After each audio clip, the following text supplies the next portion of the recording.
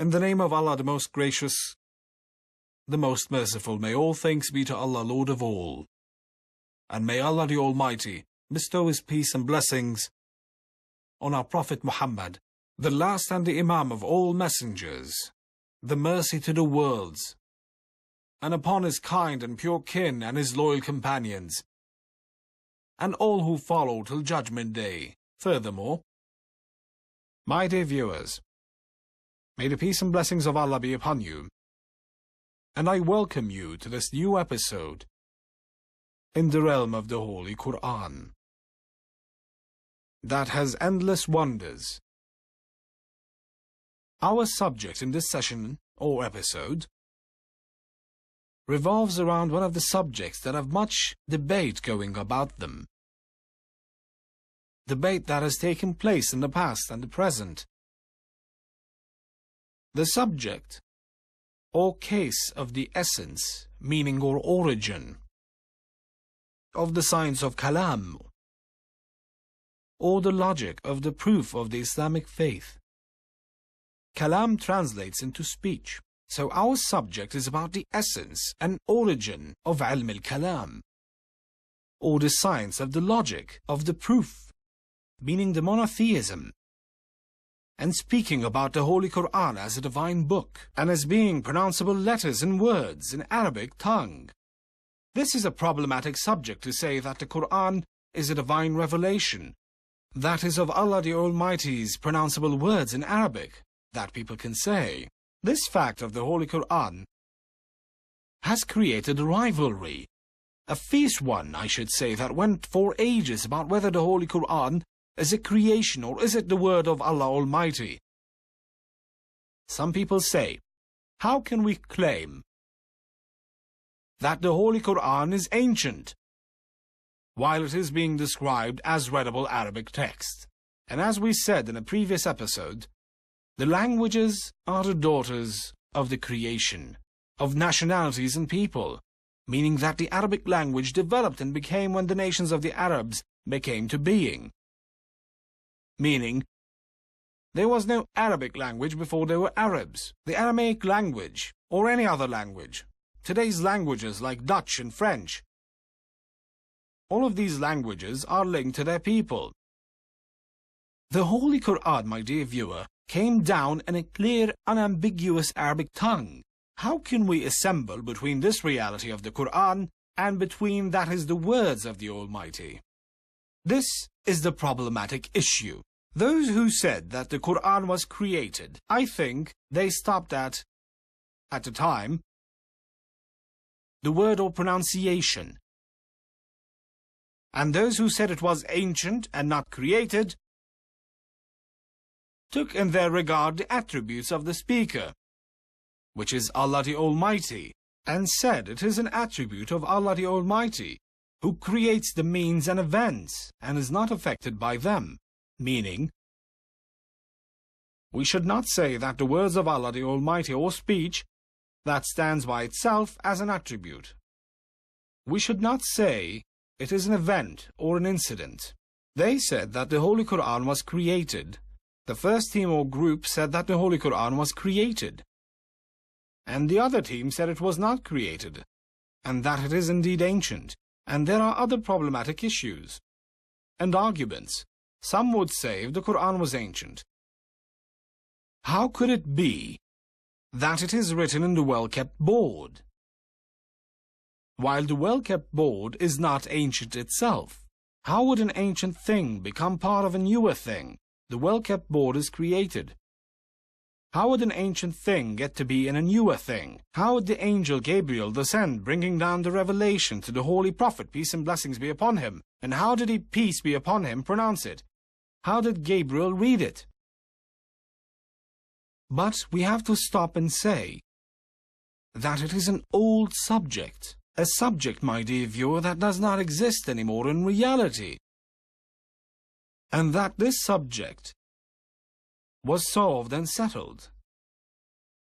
So we are looking at this subject from a pure scientific point of view. I found them looking into different things, and did a whole research that involved much reading and exploring the text. And I found the Holy Quran has two references, a speech reference and a saying one. And that is something that will cause the eyebrows to be raised because of such referencing. Isn't speech the same as saying, and the other way round? Isn't saying the same as speech? Don't speech and saying come out from the same, meaning mouth? Do they come out from the same? Yes, true, but if there were a common denominator between speech and saying, when we look closely and inspect, my dear viewer, and research, we find some difference when we look into different words or look into one word. And of course, grab a thesaurus and look into it. So, we find different meanings or words. But when I say the word beat, does it mean the same when I say strike or say bang? Or maybe say hit or punch, strike. All these words surely have so much in common. Bang. These all go round one meaning. That someone delivered a blow, all these words could mean that. And that is the same with many other words. Words like sit, that can mean be seated, or take a seat, my dear viewer. Or be seated. Or you could be lying down and you sit up. It is as simple as that. So all these words somehow say almost the same thing and bear the same meaning. As was mentioned in the hadith when the Prophet, peace and prayers and blessings be upon him, was asked, what is the worst wrongdoing after polytheism and denying the right of parents? So the Prophet, peace be upon him, who was lying down and he sat, meaning leveled himself as in sitting, and sat leveled and established. So he sat up after he was lying down. So from this, my dear viewer, we find light and guidance about what is the difference between speech and saying. I say that the difference is there. I say what was said by the scholars of the language, like Ibn Jinni in his book Al-Khasa'is. He mentioned that saying is any pronunciation that the tongue moves with, and to move with is to pronounce. So this means that saying is of the same essence as speech of speaking. Saying is that of speaking. But what remains here, that saying must be said, pronounced, expressed by the tongue. It must be heard. Meaning, I would not say, someone said, while he is whispering or saying something, that he only hears. I do not refer to the thinking as saying unless it was said. We leave you for a short break, and we will return to continue the subject, inshallah. Before the break, we spoke about the attribute of saying, and we said that saying is of speech. But what difference is there between saying and speech? Some of the scholars of the language, like Al-Halabi, meaning some of these scholars, regard the difference between saying and speech as specified in general. And that is a fact. It is a fact. But I say that the more accurate difference is that saying should or is related to the actual pronunciation by moving the tongue. But speaking or speech, all words can be said or kept inside oneself, and it could be written, or kept and saved, or speaking secretly with oneself, or a speech that is thought of. But it also could mean a spoken or said word. This is the difference. Okay, where did I bring this meaning from? I only say this is not but from reading of the texts, meaning I only arrived at this and mentioned this difference from reading great many texts, to find that the Holy Quran has two references. The reference to the saying that is governed by the language of the Holy Quran, that is ruled by the language of the Holy Quran. for the Quran is pronounced letters and words. We said that saying is any syllable pronounced by the movement of the tongue. So by this definition, the Holy Quran is set syllables of letters and words. And these words are ruled by the language, but the speech is expressed by the soul and the spirit. Allah Almighty says, "And thus we have sent to you a revelation of our spirit of our command." So the speech or words, when found in the Holy Quran, it referred to Allah. The reference is made to Allah the Almighty. And the saying goes to or is referred to Gabriel or the Prophet, may the peace and prayers and blessings of Allah be upon them. Allah Almighty says, "And any one of the disbelievers seeks your protection, then grant him protection, so that he may hear the word of Allah." Here it does not mean to hear the words, because Allah said to hear, and hear is not as the same as listen. To listen is to receive the heard voice with attention to what is being said.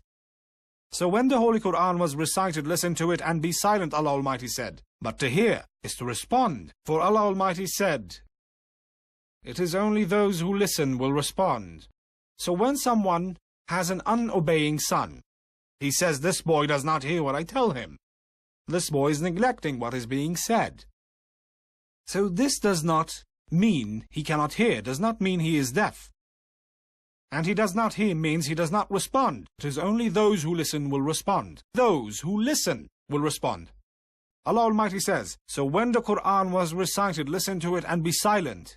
There is another difference, but we need not mention it. Good, we go back to what we said about saying and speech. "And any one of the disbelievers seeks your protection, then grant him protection, so that he may hear the word of Allah." Allah Almighty says, "That is verily a word of an honored messenger."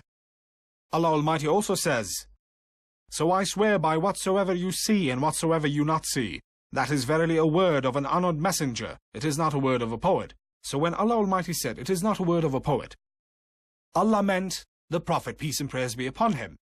But when Allah Almighty says, "So verily I swear by the planets that recede, and by the planets that move swiftly and hide themselves, and by the night as it departs, and by the dawn as it brightens, verily this is the word, a most honorable messenger, owner of power with the Lord of the throne." The messenger here is Gabriel, peace be upon him. So to be able to explain between the two verses, we should know the meaning of "sometimes the revelation comes, the ringing of the bells. Then after I am relieved." Once I am relieved, I deeply had understood and memorized what was revealed unto me. So after Gabriel releases the Prophet, peace and prayers and blessings be upon him, he read the Quran. He says, peace be upon him, "Sometimes Gabriel or the angel comes to me and talks to me, and I understand what he says." So once the Prophet says the Quran when the angel comes to him, and another time he receives the Quran from Gabriel. So looking at the first case, the Quran is a saying, but do not remotely think that the Quran is the wording of the Prophet, peace and prayers and blessings be upon him, or his speech. No, see, the Quran is precise and miraculous. I have pondered in the beginning of Surah An-Najm, nor does he pronounce of desire, Allah Almighty says. Allah did not say he does not speak of desire. If he had said he does not speak of desire, that would have meant that the Holy Quran is of his words, peace and blessings be upon him. But when he said, nor does he pronounce of desire, that means that the Quran is of his pronunciation, but the speech and words are of Allah's, meaning he only says on behalf of Allah the Almighty, meaning he is narrating and reciting on behalf of Allah. So that means the problematic issue has been resolved. Yes. So what arrives to us, or what we hear with our ears, is the speech, meaning the inner oneself speech. Well, if that was the case, we would be like Moses, peace be upon him. What we hear is the vocally spoken words as it is being said, and this is what is meant by the Almighty's words. Allah Almighty says, "And indeed now we have conveyed the word to them in order that may remember, and said to the Prophet, peace be upon him, Verily we shall send down to you a weighty word. And the greetings of Allah to the people in heavens is not direct from Allah, but said to them by the angels, and the angel enter from all doors saying, Peace be upon you. So who gives the greeting? The angels carrying the greetings to whom? To the people of the garden of heavens. For that, this word was forced into the text. I did not anywhere find why was this word forced in the text. Why did the Almighty say, "Peace, a word from Allah most merciful"? Why say peace, a word from Allah, Allah Almighty said? Why say in Surah Al-Waqi'ah, Allah Almighty says, "No dirty talk will they hear therein, nor any sinful speech, but only the saying." No dirty talk will they hear therein, nor any sinful speech, but only the saying. So the greeting of Allah to them, meaning greetings. Peace be upon you. Peace, the words of peace. So to say is to recite.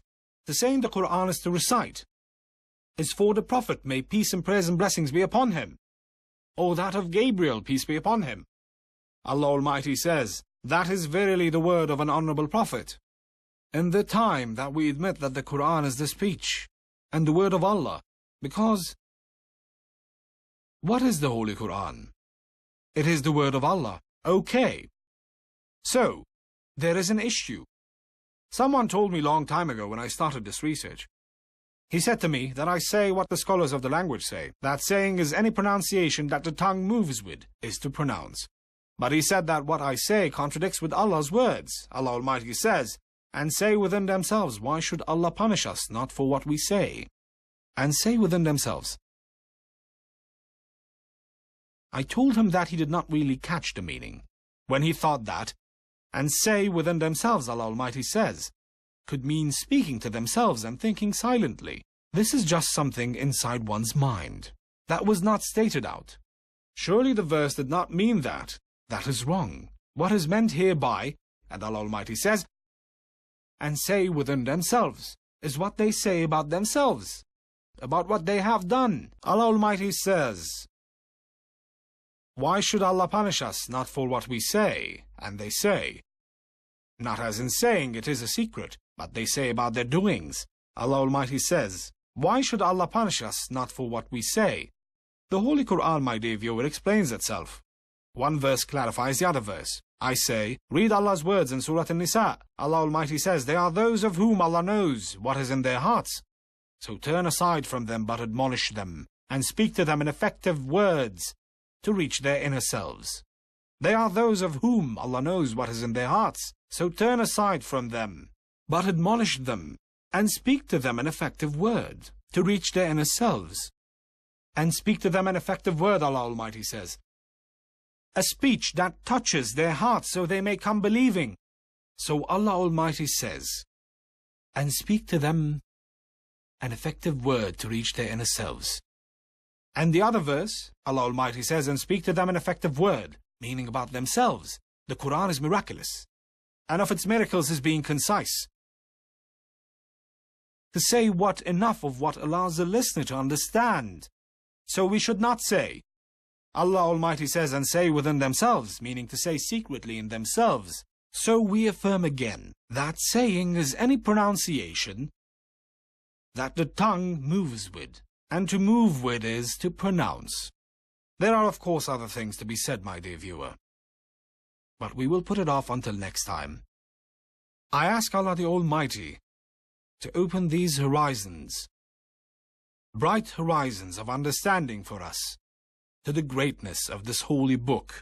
And if people and God's nation knew what Allah has given us in it, people will recite it day and night, non-stop, to find out its secrets.